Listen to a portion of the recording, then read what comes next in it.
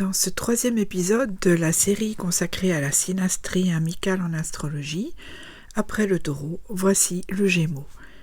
Ce signe d'air gouverné par Mercure apporte à l'amitié une énergie vive, mobile et pleine de curiosité.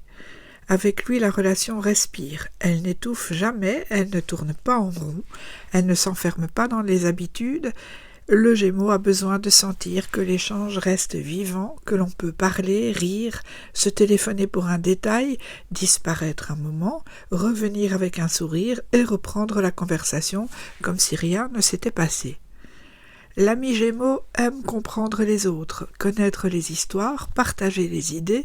Il n'est pas toujours démonstratif, il n'est pas toujours très disponible, mais il est souvent présent là où on ne l'attend pas, avec une phrase qui éclaire, une remarque vive, un éclat de rire qui détend. Il fait partie de ces signes qui savent rendre les relations plus légères sans les rendre creuses.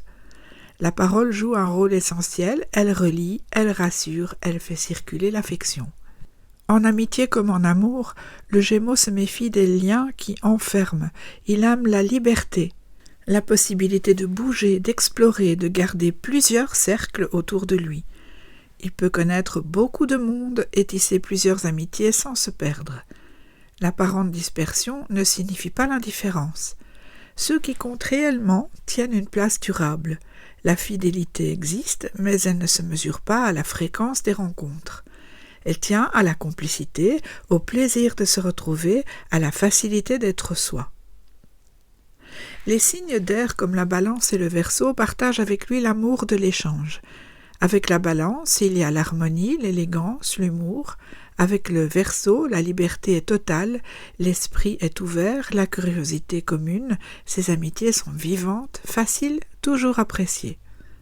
Le Gémeaux s'entend aussi très bien avec les signes de feu. Avec le Bélier, la relation est joyeuse, spontanée, pleine de mouvements.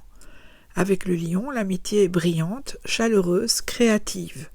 Avec le Sagittaire, le lien peut prendre une dimension stimulante et profonde. Ces deux signes se complètent, se provoquent, se comprennent dans leur désir d'ouverture. Avec les signes de terre, l'entente demande parfois des ajustements. Le Taureau peut le trouver changeant, mais il apprécie son humour. La Vierge partage avec lui un regard rapide, une sensibilité mercurienne, même si leur rythme diffère. Le Capricorne peut sembler trop sérieux, trop réservé, et pourtant il rassure le Gémeaux par sa constance.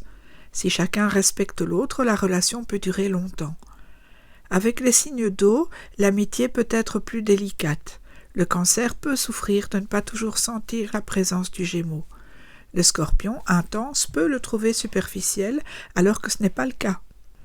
Ils ne parlent simplement pas la même langue émotionnelle. Pourtant, lorsque la confiance s'installe, le Gémeaux apporte de la légèreté et le Scorpion offre de la profondeur.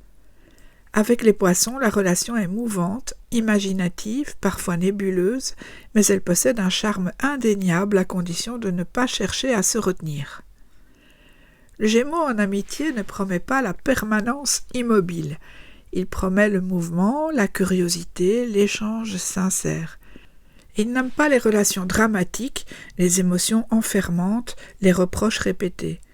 Il préfère la joie simple, les discussions qui s'étirent, les petites découvertes partagées.